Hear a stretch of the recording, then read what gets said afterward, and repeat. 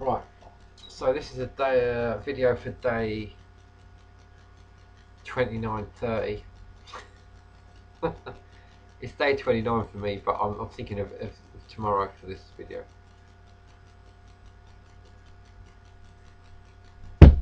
It's funny, my brain, my mind is trying to edit everything that's going to happen. It's trying to like program what's going to happen for the next few days and get it all sort of like programmed ready. Now, what I've realised is that there's an element of time that is very important in this work. Like, for example, people that think that they can catch up on the work by just going and watching all the videos all in one go, or over a few days or something like that, they're going to find that it doesn't work for them. Because there's a definite process of like when the sun goes down, there's like a veil gets drawn, in the astral plane, and you can't fake that. You can't just sort of like get it just from watching those videos and thinking that your mind has got it. What the whole point of like getting to understand the astral plane is to transcend the astral plane, go beyond it. So you can't use things like your mind and your emotions. They have to be pushed down. This is what the work has been about. It's been about pushing down the mind and emotions, purifying them as much as possible, and keeping a watch over them for three and a half days.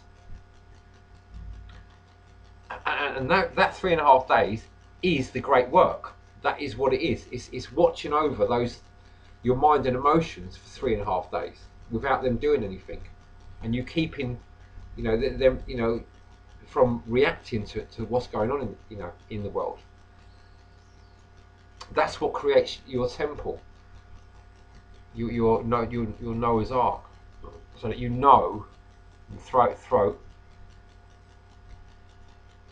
because you stuck your head out of the trapdoor and seen heaven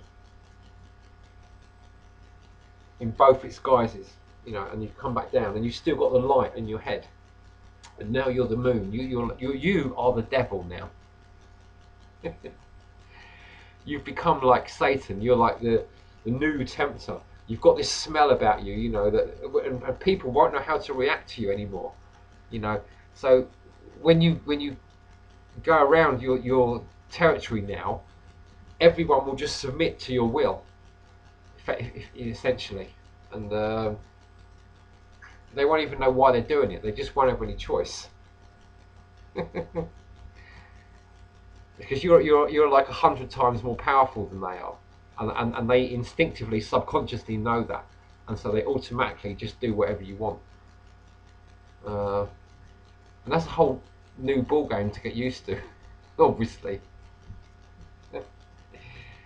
Okay, so where we're going now is I want to start thinking about where we're going, plan it all out, get a feel for it before we go into it, like, because I don't really like surprises, right? So I'm going to tell you what's going on. What's going to happen is when we first go in there, we're going down the path of the fall, right? It's going to be the ground. I want to try and get this in my head now. It's the ground. So it's the ground that you're walking on, right? The very feet that you're connecting to the earth with. That is going to become like liquid, and you are going to slip into that liquid and go into a whole other world, right? And the first thing that's going to happen, you go down to on the left hand side,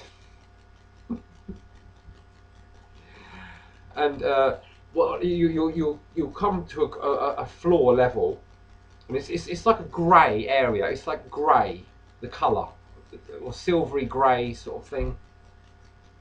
It's this big round disc about 30 meters in diameter that you're on, and in the distance, a little way in the distance, there's some like cliffs going up, like sort of granite, sort of sandstone.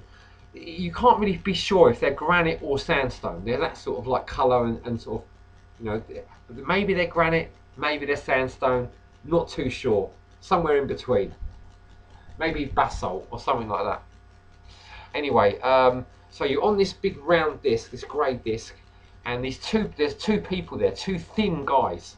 They're tall and thin, and one of them is standing off a little bit, and the other one is starts to talk to you about, you know, and tells you what's going on, right? So then this head, like over in the distance, a little way, a few hundred yards in distance, a few hundred meters, there's this round hole, like a bit, almost like a volcano, but it's like more machined. This is the machine world as well.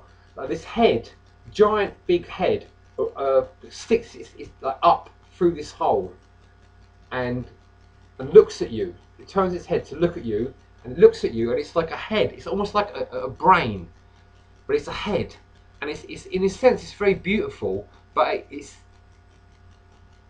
you have to make up your own mind. You'll see it, you know, you'll see it, and when it looks at you, you'll eventually you'll realise that this is the equivalent in the mental plane of what you've just done in the astral plane.